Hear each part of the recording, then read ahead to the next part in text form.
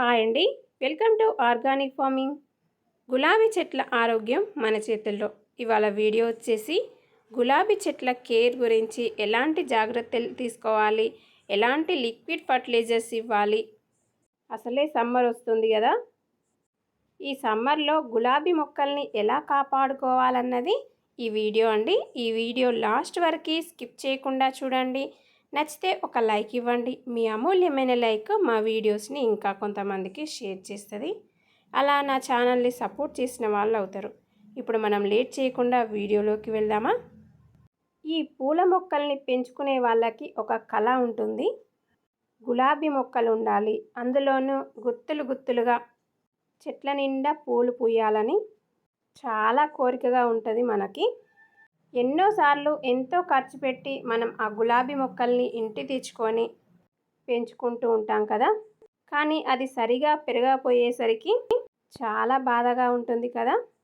ఇక్కడ చూడండి, గార్డెన్లో ఉన్న చెట్టు అండి ఇది లైట్ ఆరెంజ్ కలర్. ఇది కొద్ది రోజులుగా ఇలా అయిపోయిందండి.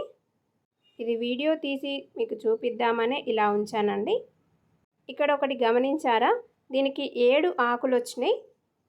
ఈ 7 ఆకులు వచ్చిన గులాబీ మొక్క అస్సలు పూయదండి. 7 ఆకులు ఏ కొమ్మ అయితే వచ్చిందో ఆ కొమ్మ మొత్తం తీసేయాలి. దాని చుట్టూ మంచిగా కలుసుకోవాలి, సారవంతం చేసుకోవాలి మట్టి అనేది. దీనికి కంపోస్ట్, లిక్విడ్ ఫర్టిలైజర్ ఇచ్చినట్టయితే మంచి గ్రోత్ ఉంటుందండి. నెక్స్ట్ వచ్చేసి ఇది దేశీ గులాబీ మొక్క అండి. హైబ్రిడ్ మొక్క కంటే చాలా అందంగా పూస్తుంది ఈ మన దేశీ గులాబీ. వెనకటి రోజుల్లో ఇవే ఎక్కువగా ఉండేవి కదా మన ఇళ్ళల్లో. ఇప్పుడు అన్నీ హైబ్రిడ్ వచ్చేసరికి వీటిని ఎవరు పట్టించుకోవట్లేదు కదా. కానీ వీటికి ఎలాంటి ఫర్టిలైజర్స్, కంపోస్ట్ ఇవ్వకుండా టైం టు టైం మనం వాటర్ పెట్టినట్లయితే చాలా బాగా పూలు పూస్తాయండి. మన దేశీ గులాబీ పూలతోని ఆరోగ్యం కూడా. ఈ గులాబీ రేకులతో నేను వీడియో కూడా చేశానండి, అది మన ఛానల్లోనే ఉంది. ఆ వీడియో లింకు ఈ వీడియో డిస్క్రిప్షన్లో ఇస్తానండి, చూడండి. హైబ్రిడ్ గులాబీ అన్నది పూజలకి వాడుకుంటాం, కానీ ఈ దేశీ గులాబీ మన ఆరోగ్యానికి కూడా చాలా ముఖ్యమండి. అయితే ఇప్పుడు మన ఈ వీడియోలో హైబ్రిడ్ మొక్కలు ఎలా పెంచుకోవాలన్నది ఇప్పుడు నేను చెప్తానండి. ఈ గులాబీ మొక్కల్ని మనం ఎన్ని సంవత్సరాలైనా పెంచుకోవచ్చండి. దానికి కావాల్సింది కొంచెం ఓపిక, శ్రద్ధ, ప్రేమ, ఇవన్నీ ఉంటేనే మన గులాబీ మొక్కలు కూడా చాలా చక్కగా పెరుగుతాయండి.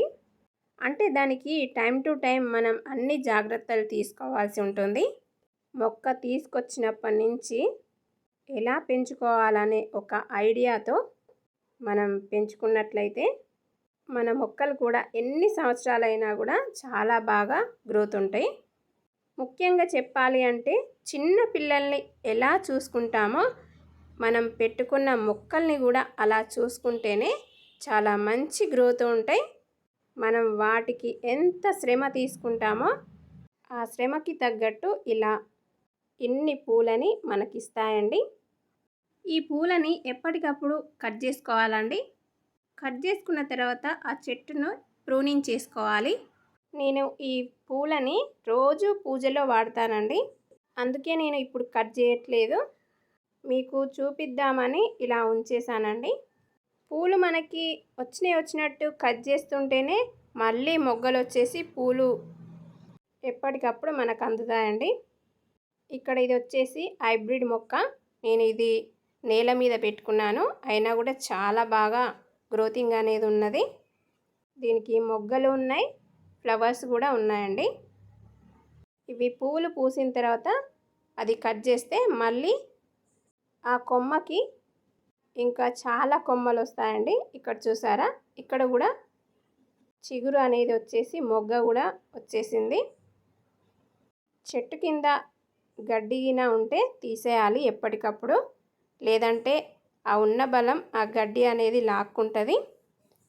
ఎంత అందంగా ఉంది చూడండి గులాబీ. మన గులాబీ చెట్లతోని ప్రాబ్లం ఏముండదండి, కానీ ఈ హైబ్రిడ్ గులాబీ చెట్లతోనే చాలా ప్రాబ్లం. ఇక్కడ వచ్చేసి నేను 2 కుండీలలో 2 చెట్లు పెట్టుకున్నానండి. ఇది ఇక్కడ వచ్చేసి orange colour, thick orange colour. నేను మొన్ననే ప్రూనింగ్ చేశాను, మళ్ళీ చిగుర్లు వచ్చినాయి దీనికి. దీంట్లోనే కనకాంబరం మొక్క కూడా వచ్చేసిందండి. 2 మొక్కలు ఉన్నాయి. ఇది చూడండి ఎంత బాగా వస్తుందో. ఇది తీసి నేను నేల మీద పెట్టుకోవాలి, ఎందుకంటే ఇది బాగా పెరుగుతుంది, ఫ్లవర్స్ అనేది బాగా వస్తున్నాయి. ఈ గులాబీ మొక్క బలం అంతా ఇదే తీసుకుంటుంది కాబట్టి నేను అది తీసేస్తా. ఇక్కడ వచ్చేసి థిక్ ఎల్లో కలర్ అండి ఈ గులాబీ మొక్క.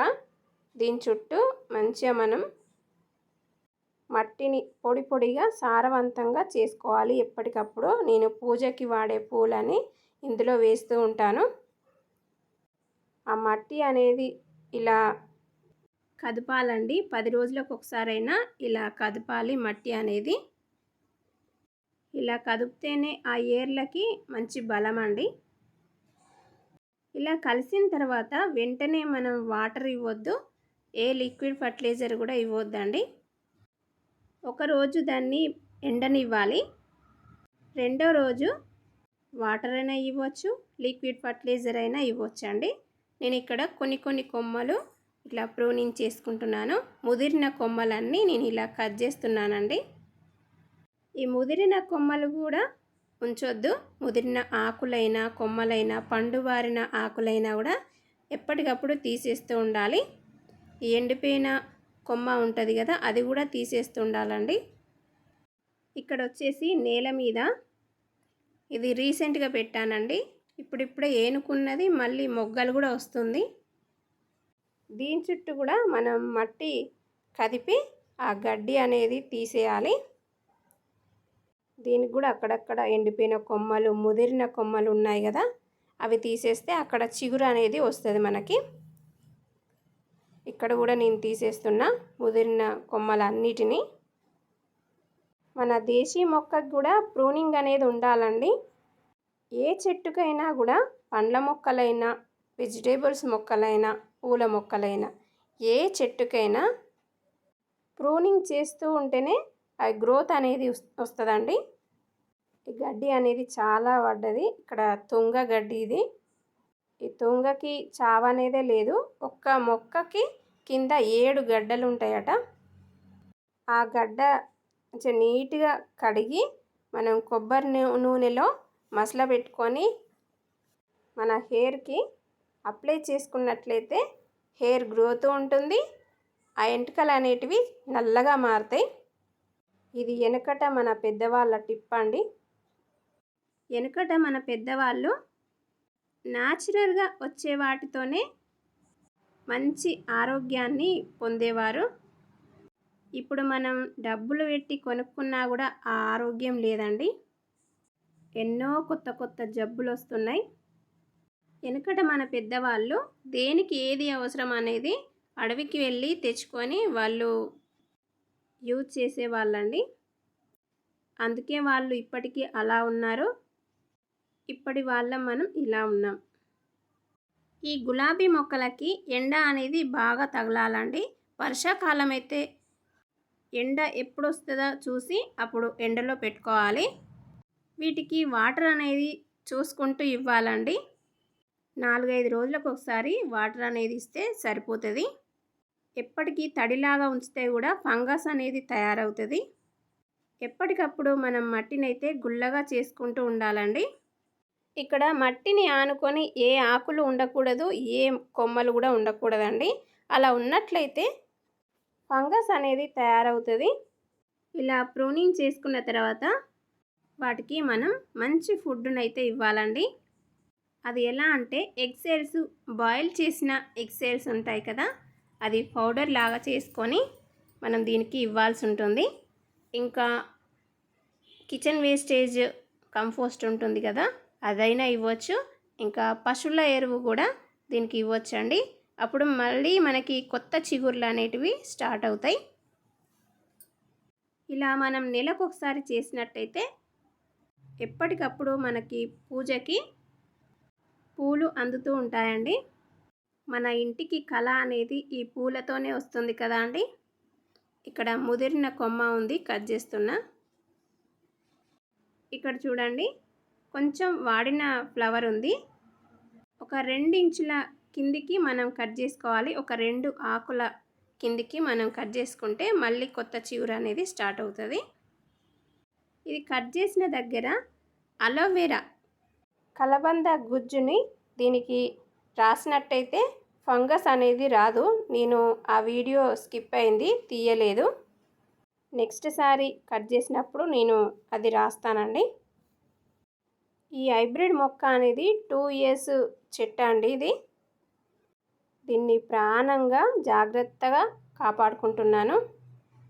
నర్సరీలో చెట్లు చాలా బాగా అందంగా పూసి ఉంటాయి కదా, మరి వాళ్ళ చెట్లు అలా ఎందుకు ఉంటాయి? మనం ఇంటికి తెచ్చుకోగానే ఎందుకు ఏనుకోవు, చనిపోతూ ఉంటాయి, పువ్వులు కూడా పూయవు అంటే వాళ్ళు ప్రూనింగ్ చేస్తారండి. పూసిన పూలు పూసినట్టు ప్రూనింగ్ చేస్తూ వాటికి మంచి పోషక విలువలున్న కంపోస్ట్ను ఇస్తూ ఉంటారండి. ఇక్కడ వచ్చేసి నెక్స్ట్ డే ఆ మట్టి అనేది కలిసిన తర్వాత ఒకరోజు ఆగాలని చెప్పాను కదా, ఇది నెక్స్ట్ డే. ఇందులో కిచెన్ వేస్టేజ్, కూరగాయలు కట్ చేసినవి, టీ పెట్టుకున్న తర్వాత వచ్చిన టీ పొడి, ఇంకా ఎగ్స్ బాయిల్ చేసిన ఎగ్ సెల్స్ అవన్నీ, ఇంకా బియ్యం కడిగిన వాటర్ అవన్నీ కూడా ఇందులో ఉన్నాయండి. అది ఒకసారి మంచిగా కలుపుకోవాలి. ఇది ఇవాల్టి బియ్యం కడిగిన వాటరే కాబట్టి నేను డైరెక్ట్ ఇస్తున్నానండి. 2-3 రోజులు అలా మనం ఉంచినట్టయితే 1:4 రేషియోలో మనం వాటర్ ఇవ్వాల్సి ఉంటుంది. చెట్టుకి ఒక గ్లాస్ చొప్పున మనం ఇచ్చుకున్నట్టయితే సరిపోతుందండి. నాకు ఇక్కడ ఒక 4-5 చెట్లు ఉన్నాయి కదా, వాటికి ఈ సర్వ నిండా సరిపోయినాయి వాటర్ అనేటివి. ఆ మిగిలిపోయిన ఎగ్ సెల్స్ అన్నీ 2 చెట్లకు వేసేసాను. ఇక్కడ వచ్చేసి బనానా పీల్ అంటే బనానా పండు పారింది, నేను ఒక బాటిల్లో వేసేసుకున్నా. ఈ బాటిల్లో వేసేసుకున్నానండి. ఇది 10 రోజులు అవుతుంది. దాన్ని మనం ఒక చిన్న గ్లాసు నేను ఈ మగ్గులో పోసేసుకున్నానండి. చూసారా, దీని నిండా వాటర్ నింపేసుకొని మనం ఆ మొక్కలకి ఇచ్చుకున్నట్టయితే పూలు బాగా పూస్తాయండి. ఏ మొక్కకైనా ఇచ్చుకోవచ్చు ఈ బనానా ఫర్టిలైజర్. ఈ బనానా పీల్స్తో ఎన్ని రకాల ఫర్టిలైజర్స్ చేసుకోవచ్చు అన్నది మన ఛానల్లోనే ఉందండి. ఆ వీడియో లింక్ ఈ వీడియో డిస్క్రిప్షన్లో పెడతానండి, చూడండి. ఇదండి ఇవాల్టి వీడియో. ఈ వీడియో కనుక మీకు నచ్చినట్లయితే ప్లీజ్ లైక్, షేర్, సబ్స్క్రైబ్ చేయండి. మరొక మంచి వీడియోలో కలుద్దాం. అంతవరకు సెలవు. మరి చూసినందుకు ధన్యవాదములు. మీ ఆర్గానిక్ ఫార్మింగ్. గులాబీ చెట్ల ఆరోగ్యం మన చేతుల్లో.